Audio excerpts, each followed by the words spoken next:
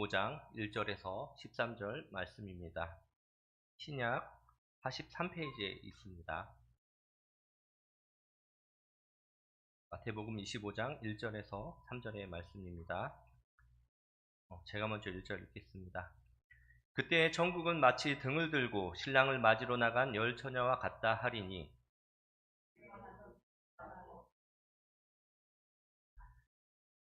미련한 자들은 등을 가지되 기름을 가지지 아니하고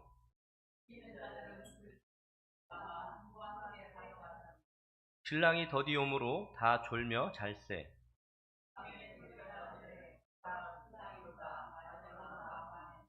이에 그 처녀들이 다 일어나 등을 준비할세.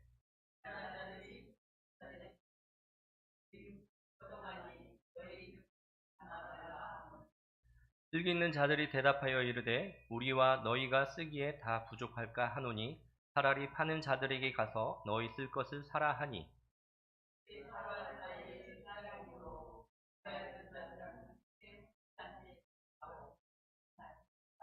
그 후에 남은 처녀들이 와서 이르되 주여 주여 우리에게 열어주소서.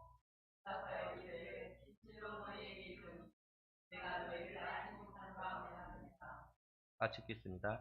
그런즉 깨어있으라 너희는 그날과 그때를 알지 못하느니라. 아멘. 제가 오늘은 기후 위기의 시대에 깨어있으라라는 제목으로 말씀을 준비해왔습니다.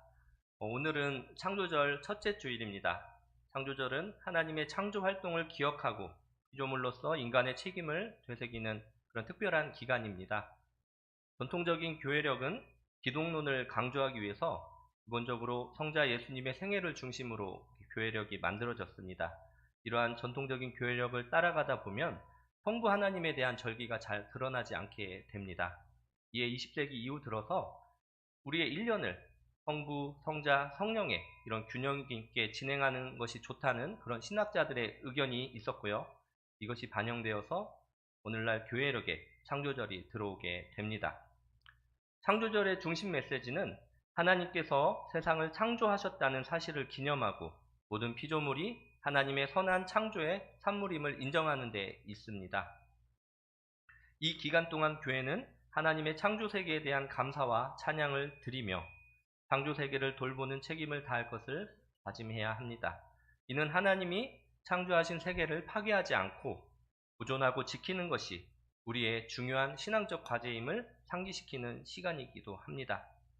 이러한 맥락에서 창조절은 현재를 살아가는 우리들에게 더욱더 의미가 있습니다. 현재 우리가 직면하고 있는 기후위기는 하나님의 창조 세계가 심각하게 파고되고 있음을 알려주고 있기 때문입니다.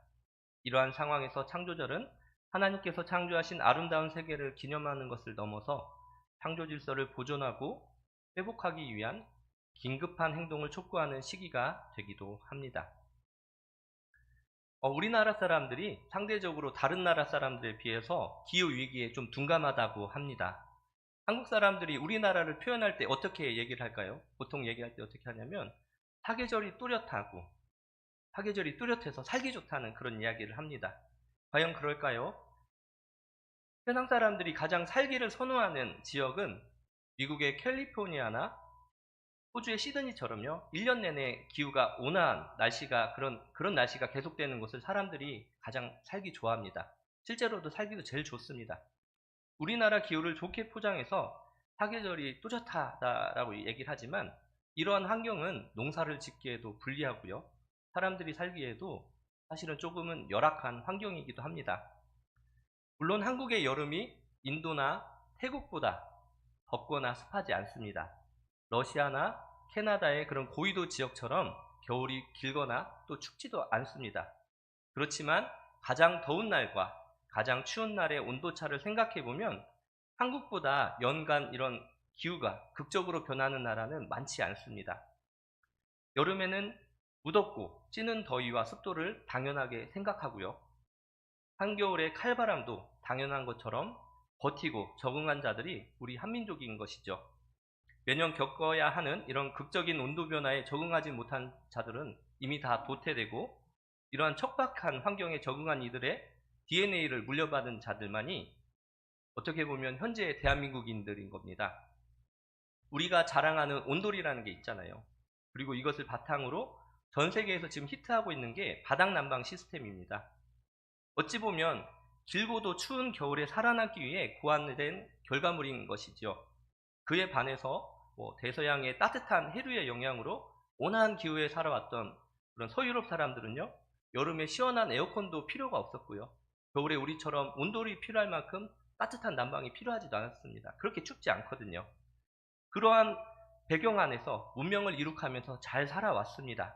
그렇지만 21세기에 들어 지금까지 겪지 못했던 강력한 더위에 직면하면서 그들은 기후위기를 더욱 급박한 위기로 여기는 것처럼 보입니다. 이러한 연유로 상대적으로 한국 사람들은 다른 나라 사람들보다 기후위기에 둔감한 것처럼 느껴집니다. 그렇지만 최근 들어서는 한국 역시 심각해지는 지구 가열화의 상황을 절실히 느끼고 있지요. 지금 이미 지금 여름이 지나갔지만 한여름의 더위가 어떠셨나요? 버틸만하다라는 생각이 드실까요? 이제는 한여름의 더위가 버틸만하다는 그런 수준을 넘어서고 있는 것 같습니다. 지난주였던 8월 22일은 절기상 처서였습니다. 처서의 한자를 풀면 멈출 처, 더울 서라고 합니다. 더위가 그친다라는 뜻이죠. 과거부터 우리 선조들은 처서가 되면 확실히 가을이 오고 있구나라는 것을 알 수 있었습니다. 한여름보다 기온과 습도가 내려가고 또 매미 소리를 대신해서 귀뚜라미 소리가 이제 들려오기 시작하는 거죠. 이제 가을이 다가오고 있구나라고 하는 것을 체험적으로 알고 있었던 겁니다. 그렇지만 처서가 지난 일주일, 지난 오늘 날씨는 어떻습니까? 좀 시원하신가요? 제가 엊그저께 이 설교문을 이제 작성을 했는데 그날 최고 온도가 34도였습니다. 오늘 또 보니까 33도라고 하더라고요. 서울은 지난 7월 21일부터 8월 23일까지 34일 동안 매일 열대야 현상이 있었습니다. 열대야 현상은 하루 최저 기온이 25도 이상일 때를 말하는데요. 8월 24일 날 밤에 열대야 기준에서 0.1도씩 떨어진 24.9도를 기록을 해가지고 열대야 현상이 이제 끝났다라고 했는데 그 다음 날에도 26도, 그 다음 날에는 25도까지 또 올라갔습니다. 제가 설교문을 이렇게 작성한 그 금요일 보니까요, 올여름 우리나라 기상 관측이 시작된 이래 118년 만에 가장 긴 열대야가 긴 해라는 그런 표현을 하더라고요. 그렇지만 기상 전문가들은 말합니다. 올 여름이 당신 인생에서 가장 시원한 여름으로 기억될 것이다. 이야기는 뭐냐면 해가 갈수록 점점 지구가 더워진다는 거죠. 무시무시한 말이 아닐 수가 없죠. 올해도 너무 더워가지고 힘들었는데 말입니다. 오늘 저는 예수님께서 말씀하신 열처녀의 비유를 통해서 우리의 삶을 돌아보고 현재 우리가 직면한 기후위기의 상황 속에서 어떻게 준비해야 할지 함께 고민하고 생각해 보려고 합니다. 먼저 마태복음 25장에서 예수님은 열처녀의 비유를 통해서 지혜로운 자와 어리석은 자의 차이를 보여주시고 있습니다. 열처녀 중 5은 등불을 준비할 때 기름을 충분히 준비했지만 다른 5은 충분한 기름을 준비하지 않았지요. 이 비유는 당시 유대의 결혼식의 그런 관습을 바탕으로 하고 있습니다. 당시 유대 땅은요, 낮이 너무 뜨거워서 보통 결혼식은 더위를 피해서 저녁 때에 이루어졌다고 합니다. 열처녀는 결혼잔치에 초대된 신부의 들러리들입니다. 이들은 저녁 무렵부터 등잔을 들고 나가서 신랑을 기다렸다가 신랑 일행을 혼인잔치에 그런 초대하는, 인도하는 역할을 담당했었습니다. 오늘 본문은 신랑이 신부집으로 언제 올지 모르는 상황에서 언제든지 맞이할 준비를 해야 했던 10명의 처녀들의 상황을 묘사하고 있습니다. 신랑이 밤늦게 도착하자 준비되지 못한 어리석은 처녀들은 기름이 부족해서 등불이 꺼져버리고 맙니다. 등잔에 불을 붙일 기름을 사러 자리를 비운 처녀들은 결국 신랑을 맞이하지 못하고 결국 잔치에 들어가지 못하게 됩니다. 예수님께서는 이 비유를 통해서 우리가 깨어 있어야 하며 언제 올지 모를 그런 주님의 재림을 준비해야 한다는 교훈을 주시고 있습니다. 제가 이 비유를 기후위기 상황에 한번 적용해 보도록 하겠습니다. 오늘 우리는 지구가 직면한 심각한 기후변화들을 보고 있습니다. 기후변화는 이미 우리 삶의 여러 측면에서 영향을 미치고 있고 미래에는 더욱더 큰 도전과 재앙이 될 거라고 이야기들을 하고 있습니다. 한 예를 들어볼까요? 그 학자들의 연구에 따르면 현재 기온의 상승으로 그런 고위도 지역에 있었던 영구 동토층이 다 녹고 있다고 합니다. 그래서 그 땅에서 수만 년 전부터 얼어있던 고대 생명체들의 그런 사체가 연이어 발견되고 있다고 합니다. 신문에서 저희들이 가끔 보면 몇천 년 전에 뭐 매머드가 발견됐다, 또 무슨 말이 죽어 있었는데 그게 언체로 그대로 발견이 됐다, 뭐 이런 내용들을 한 번씩 보실 겁니다. 어떻게 그 오랜 기간 동안 썩지도 않고 그 사체가 그대로 있는지 좀 신기할 수도 있죠. 이것은 어떻게 보면 과거를 보여주는 경이로운 귀환일까요? 학자들은 이것을 두고 뜨거워진 지구가 판도라 상자를 열고 말았다라고 이렇게 이야기를 합니다. 마르세유 의과대학 명예교수인 장마리 클라베리 박사팀은요, 2014년 시베리아 영구 동토층에서 3만 년 전 바이러스를 발견했습니다. 그 이름이 피토 바이러스라고 해요. 근데 평균 길이가 1.5 마이크로미터라고 하는데 이게 일반적인 인플루엔자 바이러스보다 70배가 크다고 합니다. 1년 뒤에 그 같은 샘플에서 이번에는 자이언트 바이러스를 발견했는데 그 크기가 500배라고 합니다. 지금도 해빙되는 그런 영구 동토층에서는 매년 새로운 바이러스들이 발견이 되고 있습니다. 이에 클라베리 교수는 그 다양한 바이러스 중 동물이나 인간에게 감염될 수 있는 것이 있을 것이라고 이렇게 경고를 하고 있습니다. 이미 우리는 코로나19를 겪으면서 새로운 전염병이 얼마나 인간에게 무섭고 위험한 것인지 경험했습니다. 수많은 과학자들이 이러한 위기가 점점 더 가속화되고 있다는 점을 경고하고 있습니다. 왜냐하면 지금 점점 날이 더워지다 보니까요, 얼음이 계속 녹고 있어요. 전에는 얼음이 녹지 않았던 지역의 얼음이 계속 녹고 있고 그 범위가 넓어지고 있다는 것이죠. 그렇지만 많은 사람들은 아직도 이에 대한 준비를 소홀히 하고 있다고 합니다. 어찌 보면 이 위기를 우리는 모른 채 하고 있는 것처럼 보여요.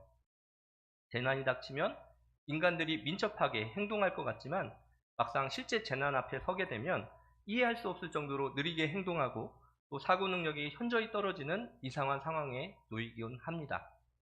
말 그대로 재난 앞에서 몸이 얼어붙는 것이죠. 재난이 닥쳤을 때 사람들이 유순해지는 상황을 심리학에서는 정상성 편향이라고 이렇게 표현을 하고 있습니다. 극도의 스트레스에 직면했을 때 지금 이 위기를 평소와 다를 바 없는 정상적인 상황으로 여기면서 현실을 회피하는 그런 심리적인 패턴을 말하는데요. 그런 재난은 일어나지 않을 거야, 일어나지 않아 라고 하는 그런 마음을 말하는 겁니다. 그러면서 굳게 믿는 거죠. 생존 심리학자 존 리치에 의하면 재앙에 우리가 직면했을 때, 맞닥뜨렸을 때 70%의 사람들은 아무것도 하지 않고 15%의 사람들은 패닉에 빠지고 또 나머지 15%의 사람들만이 미리 재난을 대비한다고 합니다. 100명 중에 고작 15명만 그런다는 거죠. 오늘 성경에서는 그래도 반은 그랬는데 실제로는 15%만이 그런다고 합니다.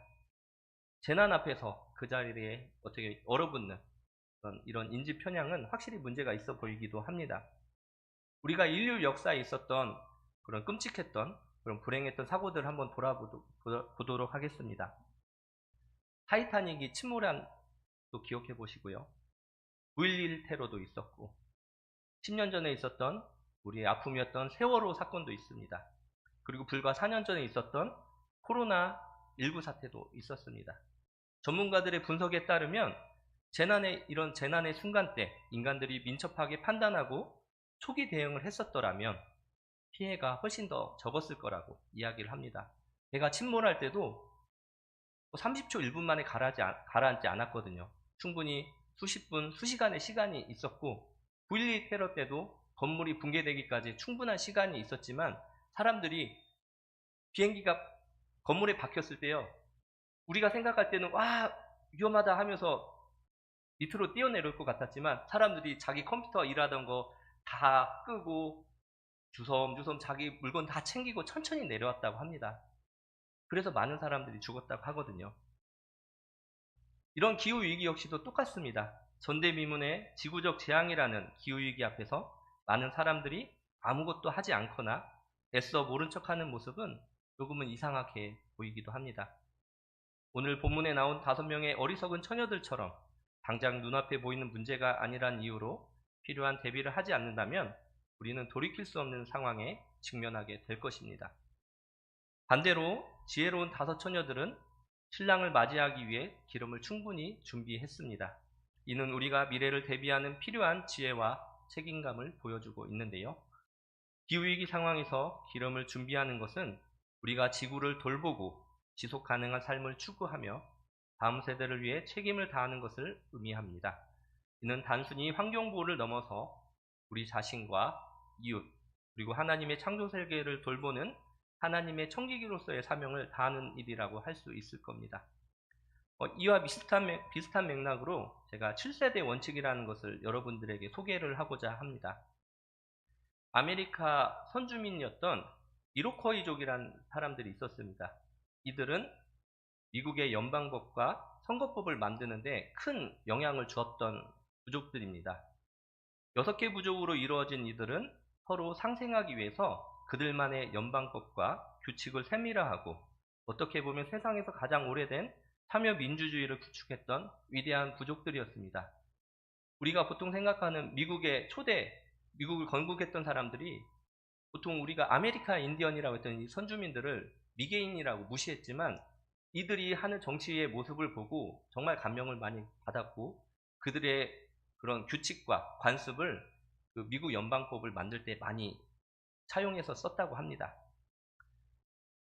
이 부족이 가장 중요한 의사결정을 내릴 때 최종 원칙은 지금 내리는 이 결정이 과연 향후 후손 7세대의 삶에 어떠한 영향을 미칠까라는 질문이었습니다.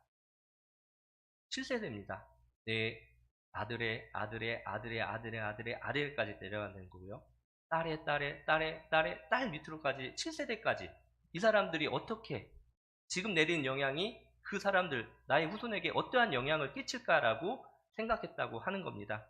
이 결정은요 단기적인 이익 추구에 매몰되지 않고 후세대의 미래가 어떨까라고 하는 것에 방점을 찍고 있는 것이죠. 당연히 그들은 이 결정에 햇빛, 물, 바람, 동물, 식물들까지도 다 관여된다고 했습니다. 왜냐하면 이런 비인간적인 존재를 부정하거나 파괴를 하면 7세대까지의 삶이 어떨까요? 지속되지 못하기 때문이죠. 저는 이 이야기를 듣고 너무 멋지다라는 생각이 들었습니다. 우리가 청지기의 마음으로 또 7세대 후손을 생각하는 마음으로 세상을 보듬고 또 우리의 경제발전 방향을 잡았었더라면 현재 우리가 겪고 있는 이러한 기후위기, 전지구적인 기후위기는 아마도 생기지 않았을 것 같습니다. 엊그제 의미 있는 헌법재판소 판결이 하나 나왔는데요. 헌법재판소는 이날 청소년 기후단체와 영유아 등이 정부가 온실가스 감축 조치를 제대로 하지 않아 생명권과 환경권 그리고 행복추구권이 침해됐다고 낸 그런 헌법소원 심판에서 탄소중립기본법 제8조 1항에 대해 재판관 전원 일치 의견으로 헌법 불일치 판결을 내렸습니다. 이러한 헌재의 결정은 그것이 미래의 과중한 부담을 이전하는 방식이어서 기후위기라는 위험 상황에 상응하는 보호조치로서의 필요한 최소한의 성격을 갖추지 못했다라는 그런 의미를 가지고 있습니다. 이번 소송은 아시아에서 제기된 첫 기후소송으로 관심을 모았었습니다. 더 이 내용을 보게 되면 현재 우리 국가가 하고 있는 판결이나 그런 어떻게 보면 그 탄소중립기본법 자체가 충분하지 않기 때문에 이것을 갖다가 더 급박하고 더 세밀하게 만들어야 된다고 하는 그런 의미가 들어있는 거죠. 깊이 들어가면 위헌이 아니라 이게 헌법 불일치 판단이라는 것에 대해서 조금 아쉬움이 있기도 합니다. 위헌이라는 판결이 나왔다고 하면 지금 당장 법을 다 바꿔야 되는 겁니다. 근데 헌법 불일치 판단이라고 나왔던 것은 재판관 한 명의 동의표가 적었기 때문에 충분한 시간을 주거든요. 한 2년 안에 바꿔라라고 하는 그런 의미가 있습니다. 어떻게 보면 조금 아쉬운 부분도 있지만 이런 판결이 대한민국에서 났다는 것 자체가 큰 의미를 지니고 있는 거죠. 어떻게 보면 기후위기에 대해서 서구 유럽에 비해서 정말 관심도 없고 정부가 지금 돌아가고 있는 경제정책이나 전체적인 산업 전반에 대해서 기후위기를 고려하지 않고 있었지만 헌법재판소의 이번 판결은 이런 것들을 충분히 바꿔야 된다, 빨리 바꿔야 된다라고 하는 그런 의미를 지니고 있는 겁니다. 이번 판결을 통해서 국회에서는 기후 관련 입법들이 더 나타날 것이고, 이에 발맞춰서 다양한 단위의 시민단체들의 그런 기후 행동들이 늘어날 것으로 예상을 해봅니다. 우리가 기후위기를 해결할 수 있는 방법은 복잡하고 거대해 보일 수 있지만, 사실 우리 각자의 작은 실천들이 모여서 큰 변화를 일으킬 수 있다고 저는 봅니다. 먼저 개인적인 차원에서 할 수 있는 노력들을 해야 되겠지요. 에너지를 절약하고, 일회용품 사용을 줄이고, 재활용품을 생활화하고, 또 가능한 한 친환경적인 그런 판단을 해서 선택을 해야 되는 것들이죠. 제가 월요일마다 교인 단톡방에 올리고 있는 지구를 위한 행동 52주, 행동 지침 같은 게 다 이에 해당이 됩니다. 어떻게 보면 이게 다 우리 개인적인 차원에서 할 수 있는 일인 것이죠. 이와 더불어서 기후위기의 심각성을 깨닫고 이를 알리고 또 행동하는 것도 더 중요할 것으로 보입니다. 돌아오는 토요일이죠. 9월 7일에 기후정의 행진이라는 것이 있습니다. 이번 기후정의 행진은 기후를 바꾸자라는 그런 슬로건이 아니라요, 사회를 바꾸자라는 그런 슬로건으로 모이게 됩니다. 저는 작년에도 이 행사에 참여를 했었는데요. 작년에는 전국에서 3만 명 이상의 사람들이 모였습니다. 그래서 서울시청 광장과 서울시청과 용산에 있는 대통령 집무실을 향해서 행진을 했었습니다. 국민들이 겪고 있는 기후위기의 상황에 정부가 적극 개입하여서 그에 대한 법령과 규칙을 만들어 대응하라는 그런 촉구의 의미가 있었던 것이죠. 엊그제 있었던 헌재 판결을 보며 기후위기에 대한 이런 국민들의 강한 염원이 이 판결문에 반영이 되지 않았을까라는 그런 생각을 해보게 됩니다. 올해 기후정의 행진은 강남대로에서 열립니다. 강남에서 열려요. 강남역에서 테헤란로까지 걷는 그런 행진을 하게 됩니다. 이곳은 대한민국에서 가장 자본주의적인 장소이죠. 이번 기후정의 행진은 대한민국에서 탄소를 가장 많이 배출하고 기후위기를 가져오고 있는 기업들에게 전 지구적인 기후위기에 같이 동참하라는 그런 준엄한 메시지를 가지고 있습니다. 어찌 보면 하나님의 창조세계에 청직이 된 기독교인들이 이 행진에 가장 많이 참여해야겠지만, 현실은 정반대죠. 이런 상황에 가장 무관심한 집단, 한국 내에 있는 집단이 바로 한국의 그리스도인들입니다. 그래서 저는 좀 작은 손을 하나 보태기 위해서 이번 주에도 참석하려고 합니다. 이전에 한 목사님께서 설교하셨던 내용을 좀 전하면서 오늘 설교를 마무리하려고 합니다. 그 목사님은 북한과 가까이 있는 경기도 북부에서 목회를 하시는 저희 교단 목사님이세요. 본인이 그 교회에서 15년 넘게 목회를 하시면서 평화와 통일에 관한 메시지를 교우님들에게 전달을 하셨다고 합니다. 그럼에도 교인들은 그것에 대해서 관심이 없었고, 자신이 그들의 마음을 한 뼘도 움직이지 못한 것에 대한 그런 자주 섞인 그런 설교를 해주셨어요. 그 자리는 평화통일 월요 기도회였고요. 교단 내에서 평화와 통일을 위해 활발하게 활동하시는, 어떻게 보면 제가 좀 존경하고 참 좋은 목사님이다라고 생각하시는 분이 그런 말씀을 하시니까 그 자리에 있었던 모든 사람들이 어떻게 보면 좀 되게 심통해 했던 것 같아요. 아, 이런 분도 안 되는구나, 이런 생각이 드는 거죠. 그럼에도 그 목사님께서는 이런 말씀을 하시더라고요. 그럼에도 포기하지 않고 계속해서 증언할 것이다. 한국 사회에서 가장 우측에 치우친 집단이 한국교회다. 이곳에서 변화가 일어나야 한국 사회가 바뀔 수 있다라는 말씀을 전해주셨습니다. 이 말이 저에게는 큰 울림으로 다가왔습니다. 평화 통일과 기후위기라는 이 주제는 서로 다르지만 대부분의 한국교회에서 관심 갖지 않는 주제라는 점에서 저는 뭔가 접촉점이 있다는 생각을 하게 됩니다. 오늘은 창조절 첫째 주일입니다.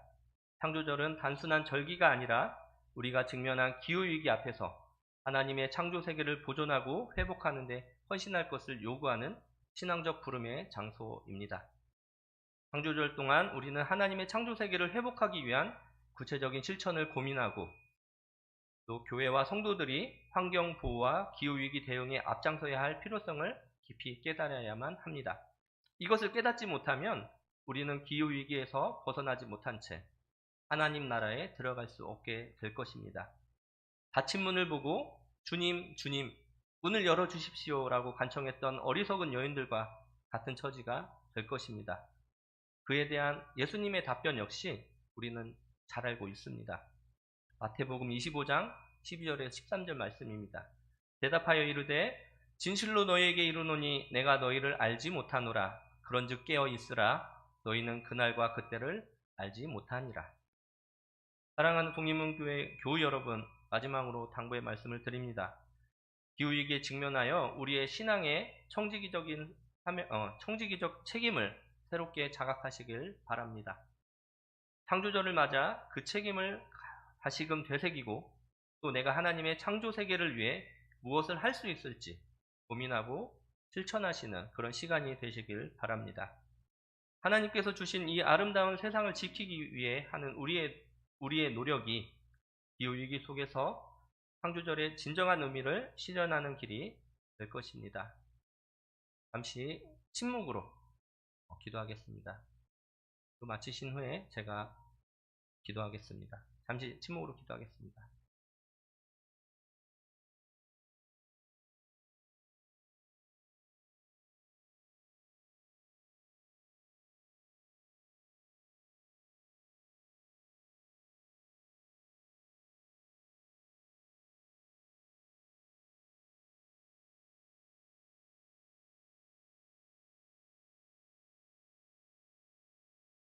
만물의 창조주이신 삼위일체 하나님, 우리를 공동의 집에서 살아가는 우주적 가족으로 지으시고 창조하신 이 세계의 모든 다양성 가운데 자신을 드러내신 당신의 선하심을 찬양합니다. 당신이 창조하신 지구를 통해 우리는 사랑과 양분, 보금자리와 보호를 경험합니다. 그러나 우리는 당신께서 선물로 주신 어머니 지구와 깊이 연결되어 살지 못했습니다. 우리의 이기심과 탐욕, 강인과 학대가 기후위기와 생물 다양성의 상실, 인류와 모든 동료 피조물의 고통을 초래했습니다. 지구와 모든 피조물의 탄식, 그리고 우리 안에 거하시는 희망과 정의이신 성령의 탄식에 귀를 기울이지 못했습니다. 당신의 창조의 영으로 우리의 연약함을 도우셔서 그리스도의 구속 능력과 그 안에서 발견되는 희망을 알게 하소서. 성령의 탄식으로 우리 안에 주님을 충실하게 섬기려 하는 마음을 일으켜 주시옵소서.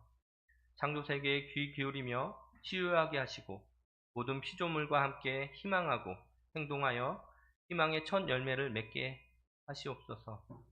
사랑이 많으신 창조주 하나님, 우리가 탄식의 소리에 민감하게 반응하도록 도우시고 구원자이신 예수님과 같은 연민의 마음을 갖게 하소서. 당신의 형상대로 만들어진 피조물이오니 우리에게 이 지구와 서로 간의 관계에 대한 새로운 비전을 갖게 하소서. 모든 생명에게 기쁜 소식을 전하기 위해 오신 예수 그리스도 이름으로 기도드립니다.